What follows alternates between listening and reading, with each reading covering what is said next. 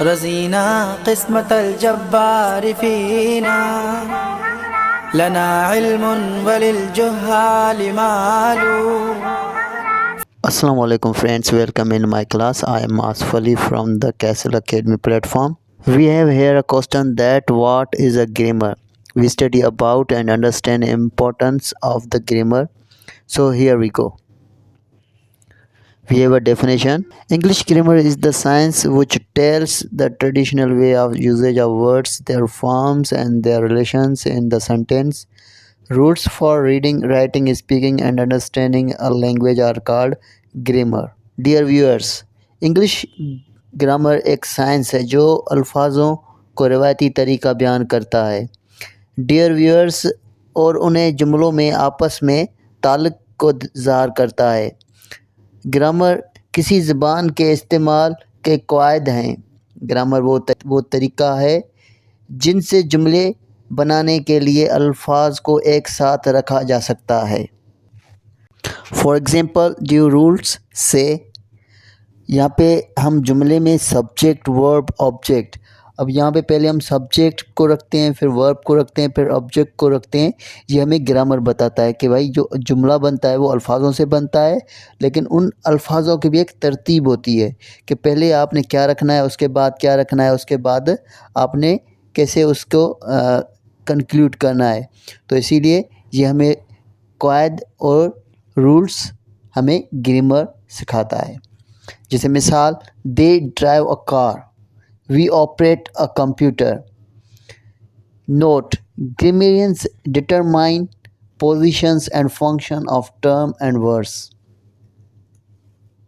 There are one of the 8 main categories into words are classified according to functions in sentences. अंग्रेज़ी अल्फाज के जुमले में उनके काम के मुताबिक 8 आम ज़ुमरों में दर्जाबंदी किया गया है, जिनसे हम बखूबी उन जुमलों को अल्फाजों को समझ सकते हैं और उसके मुताबिक उनसे काम लेके उनको सही जगह पे रख सकते हैं। उन 8 अल्फाजों को पार्ट्स ऑफ स्पीच कहा जाता है, यानी बोलने वाले अल्फाज। वो कौन से हैं? वो है हमारे पास noun, pronoun, verb, adjective, preposition, adverb, interjection, conjunction. These are parts of speech. उनमें सबसे पहले हमारे पास जो है वो है noun. Noun is name of anything और एनीवन। इस्म किसी भी चीज़ का या किसी का भी नाम है। हम ये भी कह सकते हैं नाउन इज़ नेमिंग वर्ड। किसी भी नाम को इस्म कहा जाता है। जैसे हमारे पास मिसाल मौजूद हैं, on, tree, leaf, cucumber, boy, laptop. These are example. वैसे बहुत सारे हैं, जो भी नाम है उसको इस्म कहा जाता है। Pronoun replaces a noun. उसके बाद नाउन के बाद हमारे पास है प्रोनाउन। प्रोनाउन इस्म की जगह पे काम आता है। जैसे हमारे पास पैराग्राफ है नीचे, Aslam lives with his family near a forest, he likes forest, he respects his family, they live happy life. Aslam अपने ख़ानदान के साथ एक जंगल के करीब रहता है, इसे जंगल पसंद है, वो अपने ख़ानदान का एहतराम करता है, वो खुश व खुर्रम ज़िंदगी गुजारते हैं। इसमें देखें, इसमें पहले असलम का तज़किरा हुआ है, उसके बाद जहाँ जहाँ पैराग्राफ में असलम का तज़किरा होगा वहाँ पे असलम नाम इस्तेमाल नहीं होगा, उसको तब्दील किया जाएगा ही के साथ, तो वहाँ पे आपको ही का तज़किरा मिलेगा। जैसे अब पहले असलम है तो उसके बाद जब भी कौन सा तज़किरा है, ही likes forest, he respects his family. अब हम मुताला करेंगे वर्ब का। Verb is a action word, यानी वर्ब हमें काम को दिखाता है, क्योंकि सब्जेक्ट कौन सा काम करता है। जो भी एक्शन वर्ड्स आते हैं वो सारे इसके फहरिस्त में आते हैं। जैसे play, right, read. Adjective is describing words.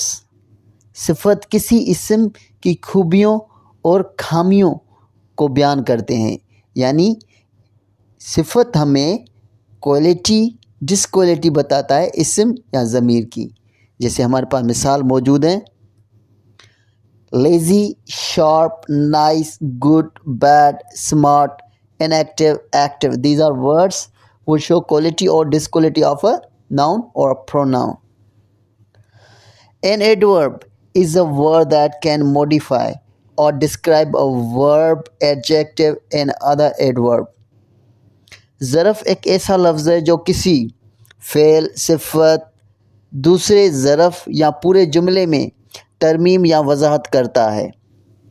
अब मसलन हमें वो मैनर्स के बारे में बताता है, डिग्री बताता है, प्लेस बताता है, जैसे कुछ कैसे होता है, डिग्री किस हद तक, जगह कहाँ और वक्त कब दिखाने के लिए इस्तेमाल किया जा सकता है।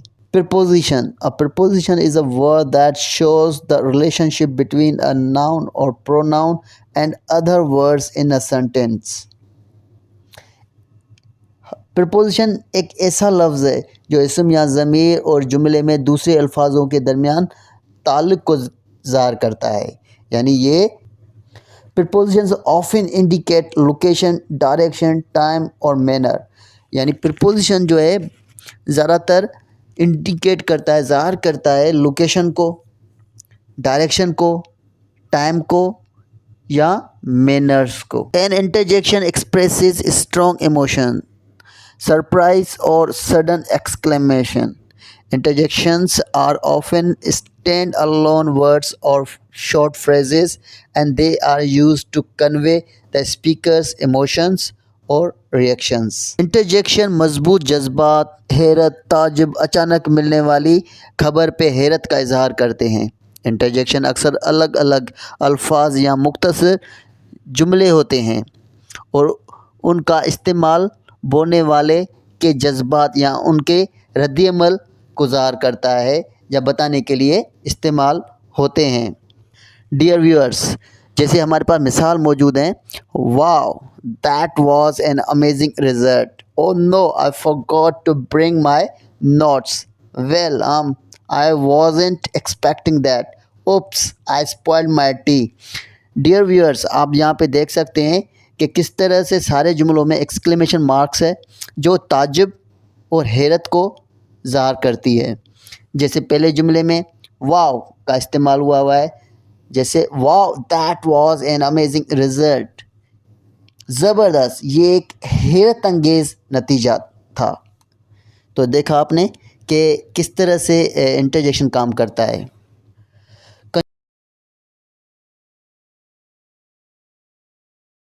Conjunctions are connecting or joining words. They are used to show the relationship between the elements they connect. Conjunctions जोड़ने वाले या मिलाने वाले अल्फाज हैं जो क्या करते हैं, दो अल्फाजों को आपस में या दो जुमलों को आपस में। ज्वाइनिंग वर्ड्स, कौन से ज्वाइनिंग वर्ड्स हैं जो हम इस्तेमाल करते हैं अल्फाजों को या जुमलों को आपस में मिलाने के लिए। उनमें से है joining words and, or, nor, but, yet, so, these are joining words. Review, अब हम देखेंगे कि आज हमने क्या पढ़ा। We learned grammar and short intro of parts of speech. आज हमने मुताला किया ग्रामर का और तारफ़ किया पार्ट्स ऑफ स्पीच का।